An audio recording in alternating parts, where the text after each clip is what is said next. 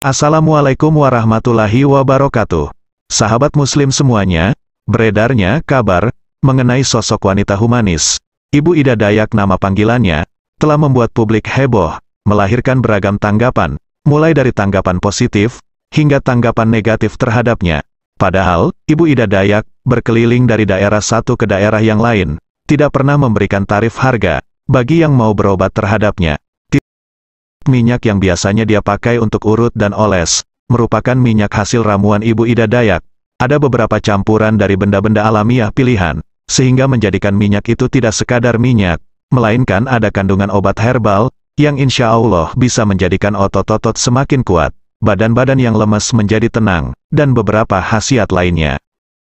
Meskipun begitu, ia tidak pernah mengatakan bahwa minyak tersebut adalah minyak ajaib, yang bisa menyembuhkan berbagai penyakit, melainkan, dia mengatakan, bahwa kesembuhan hakiki adalah dari Allah. Dialah yang maha menyembuhkan segala penyakit. Sementara itu, Ibu Ida Dayak hanyalah sebuah pelantara. Oleh sebab itu, ia diberikan sebuah keahlian, yaitu ahli patah tulang dan meracik minyak, dengan campuran berbagai macam jenis ramuan terbaik dari herbal pilihan. Apa yang dilakukan oleh Ibu Ida Dayak di sini adalah bersifat kemanusiaan. Karenanya tindakannya sangat mulia dan terpuji. Banyak yang memberikan apresiasi dan dukungan terhadap perbuatan Ibu Ida Dayak ini. Tidak hanya masyarakat biasa, tetapi dukungan dan doa tersebut juga datang dari salah satu tokoh karismatik yang fenomenal, yaitu pengasuh pesantren, di antaranya adalah Kiai Haji Buya Yahya. Buya Yahya kemudian memberikan tanggapan atas viralnya pengobatan Ida Dayak lewat pertanyaan jamaah, yang menanyakan kebolehan mengikuti pengobatan seperti itu. Buya Yahya kemudian memberikan keterangan bahwa, bagi siapapun hamba Allah yang bisa memberikan manfaat kepada sesama manusia, semoga bisa diberikan pula kebaikan baginya oleh Allah.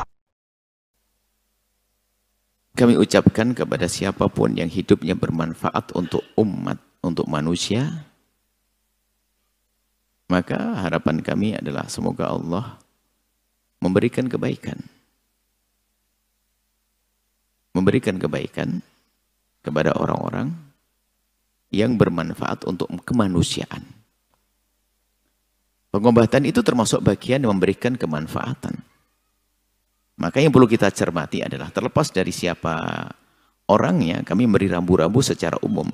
Sebab hari ini bisa saja keluar fulan, si A, besok keluar si B, berikutnya si C. Cuman rambu-rambu dalam pengobatan semacam ini. Dari pertanyaan, apakah boleh kita berobat kepada orang non-muslim? Jawabannya adalah, kebaikan tersebut dapat berupa kebaikan dunia atau kebaikan di akhirat tergantung dari keimanan seseorang tersebut. Terkait pengobatan yang dilakukan oleh Ibu Ida Dayak, menurutnya juga merupakan sebuah kebaikan yang bermanfaat bagi sesama manusia terlepas dari siapapun dan apapun agama orang tersebut. Buya Yahya menambahkan, dalam hal ini umat muslim tetap harus melihat aturan-aturan yang ditetapkan dalam syariat Islam.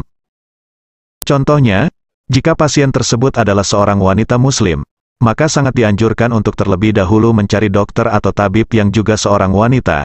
Namun, jika dalam usaha pengobatan tersebut ada hal-hal yang berhubungan atau bahkan bertentangan dengan keyakinan kita sebagai muslim, maka sebaiknya dihindari.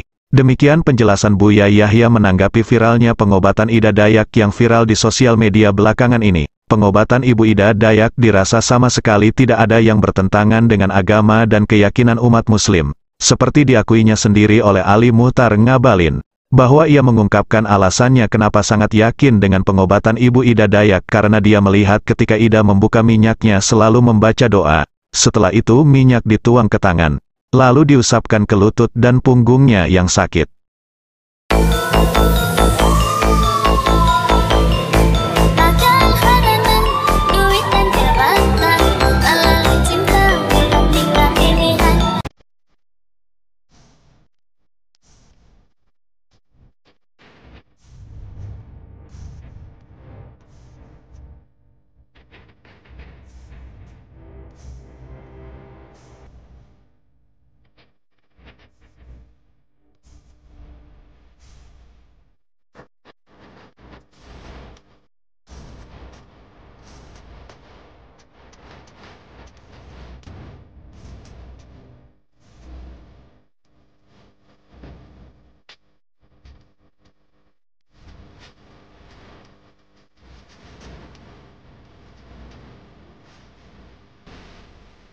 Menurut Ngabalin, Tuhan itu menganugerahkan karomah dan sebuah kelebihan itu tidak pernah memilih orang, mau laki-laki, perempuan, Islam, Katolik, Protestan, Hindu, Buddha, Konghucu, Jawa, Papua, Del. Tidak ada urusan karena Tuhan yang berkehendak, kata Ngabalin.